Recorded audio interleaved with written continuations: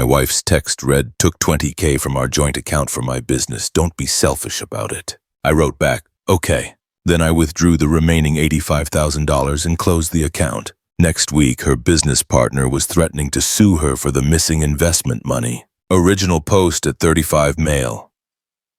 Got the text from my wife, Melissa, 33, while I was in a meeting last Tuesday. Been married 7 years, together for 10. We both work. I'm in IT consulting, making about $140,000. She's in marketing, making around $65,000. The joint account was our house fund. We'd been saving for a down payment for 5 years. Had a $105,000 there. Our dream was to finally stop renting and buy something decent. Her text, "Hey babe, took 20K from the joint for my business opportunity with Vanessa. This is going to be huge. Don't be selfish about it. This benefits both of us. Love you." I stared at my phone. $20,000 just taken, no discussion, no asking, just informing me after the fact and calling me selfish preemptively. I typed back one word, "Okay." Then I excused myself from the meeting and drove straight to the bank. See, the account was joint, meaning either of us could withdraw everything, which is exactly what I did. Withdrew the remaining $85,000 in a cashier's check, closed the account, opened a new one in my name only, and deposited the money. Took maybe 45 minutes total. That evening, Melissa came home bubbling with excitement. "Babe, did you see my text? Vanessa and I are finally launching our consulting firm. We're going to help small businesses with their social media presence." "I saw it," I said, not looking up from my laptop. "The 20K is just our initial investment. Vanessa's putting in the same. We're getting office space, equipment, everything." "Cool." She paused. "You're not mad. You said don't be selfish, so I'm not being selfish." She hugged me. "I knew you'd understand. This is going to change our lives." Yeah, just not how she thought. 3 days passed. Then Friday afternoon I get a call. Melissa screaming, "What did you do to our account?" I closed it. "You what? Where's the money?" "In my account." "Your account. That was our money." "Was it?" "Because you took 20K without asking me. Seemed like you thought it was your money." "I needed to pay Vanessa. The office lease is due Monday. We have contracts to sign." Should have thought about that before taking 20 grand without a discussion. "Put it back, now!" "No." She hung up. 20 minutes later, she's home. Vanessa in tow. Vanessa Rogers, 31F. Her best friend since college.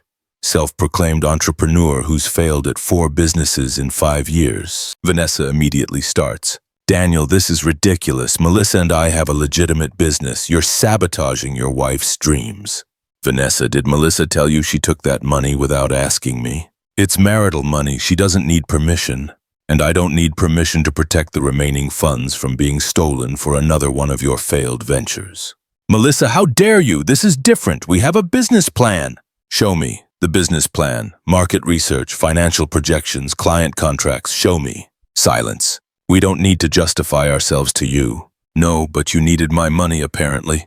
Melissa started crying. "You're destroying my future." "Our future?" "You destroyed our house fund for a business you haven't even planned. That money took us 5 years to save." "I'll pay it back!" "With what? The profits from a business that doesn't exist?" They left after more screaming. Melissa went to stay with her sister Courtney. But the real fun hadn't even started yet. Update 1. Monday morning, I get a call from an unknown number.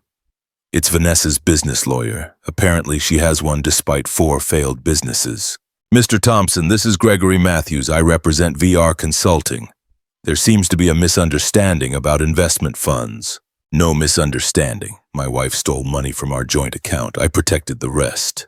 She had authorization to access those funds, and I had authorization to withdraw them, which I did.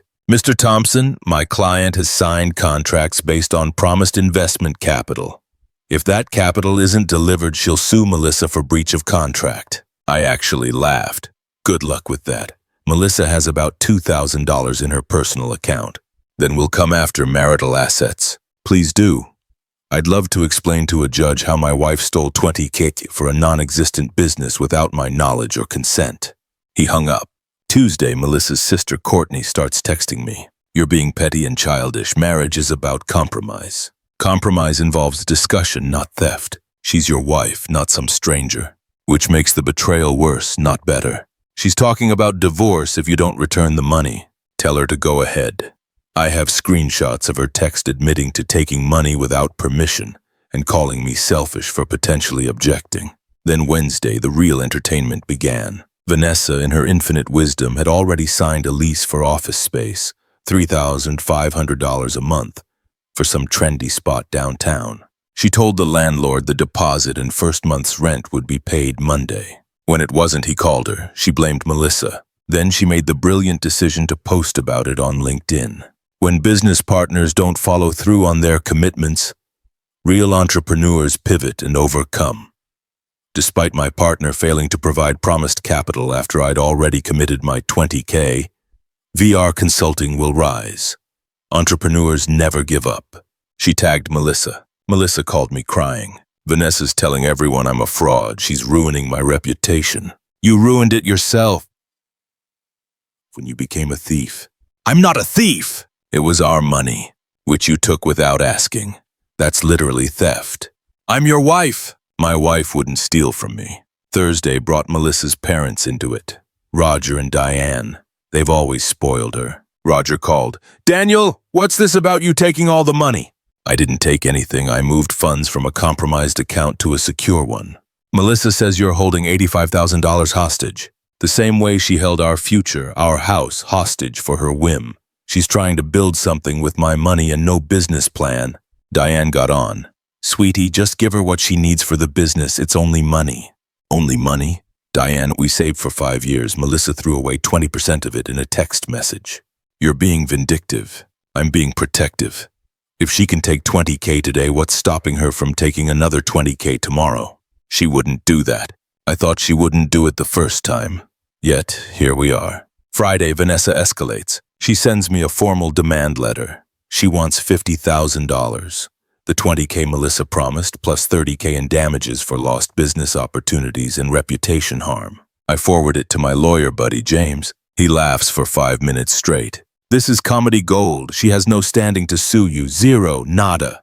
What about Melissa? She could sue Melissa for the $20K if there was a written agreement, but getting blood from a stone and all that. That evening, Melissa comes home for the first time since the blow-up. She looks rough. Dan, we need to talk. Okay. Vanessa says if I don't pay her by Monday, she's suing me. That's between you and Vanessa. I need the money. No. She'll destroy me. She knows everyone in the industry. Should have thought about that before you took money you couldn't afford to lose. I can afford it. The money's right there in your account. My account, my money, your debt. She tried a different approach, soft voice touching my arm. Baby, remember when we started that account? Our dreams, our future house. I remember. I also remember you destroying it with a text message. I made a mistake, but crushing my career isn't the answer. Your mistake, your consequences. You're really going to let your wife get sued? You're really asking me to pay for your theft? Update 2. Monday came. Vanessa sued Melissa. Not for $20K, for $45,000. The missing $20K plus damages. Melissa was served at her work in front of her co-workers. She called me hysterical. I'm being sued at my job! Consequences. This is your fault! How? I didn't take $20K without permission. I didn't promise money to Vanessa. You could stop this. I could, but I won't. Tuesday, her job gets involved. Apparently being sued at work for fraud, Vanessa's creative term, doesn't look great. HR had a meeting with Melissa about maintaining professional standards and potential reputation risks to the company. She came home that night defeated. I might lose my job. That's unfortunate. Unfortunate. Dan, please, I'm begging you. You didn't beg before taking the money. I thought you'd support me. I would have if you'd asked. If you'd discussed. If you'd shown me literally any planning or forethought. So you're just going to watch me burn? I'm going to watch you face consequences. Wednesday, Roger shows up at my work. Security calls me down. We need to talk man to man, he says. Okay. My daughter is being destroyed. You took an oath to protect her. She took an oath to honor me. How honored do you think I felt getting that text? She made a mistake, and she's facing the consequences. This could ruin her career. Her choice ruined her career. I'll pay you back the $20K if you give her money for Vanessa. You want to pay me back with my own money? It would come from me. Roger, if you have 20K to spare, give it to Melissa yourself. I don't have it liquid. Neither did we until she liquefied it without asking. He left angry. Thursday was beautiful. Vanessa, in her infinite wisdom, decided to escalate on social media. Posted on LinkedIn, Facebook, Instagram, Twitter, the works. Full victim mode. When someone you trust in business betrays that trust, it hurts. When they promise investment capital, let you sign contracts based on that promise, then leave you hanging, it's devastating. But I'll recover. VR Consulting will rise despite Melissa Thompson's betrayal. Business ethics, #entrepreneur life. Never give up. She included screenshots of their text exchanges, where Melissa promised the money, where she said she'd taken it from our account, where she said, "He'll understand because he loves me." The internet did what the internet does. People found Melissa's profiles. The comments were brutal. So you stole from your husband and betrayed your business partner? This is why contracts exist. Sounds like you're both terrible at business. Melissa deactivated all her social media that night. Friday morning, her company put her on administrative leave pending a review. Apparently, the social media drama was the last straw. She was sitting on the couch when I got home, laptop open, crying. "I'm suspended, probably fired." "I'm sorry to hear that." "No, you're not." "You're right, I'm not." "How did we get here, Dan? We were happy." "We were." "Then you decided $20,000 was worth more than my trust." "It wasn't like that." "It was exactly like that.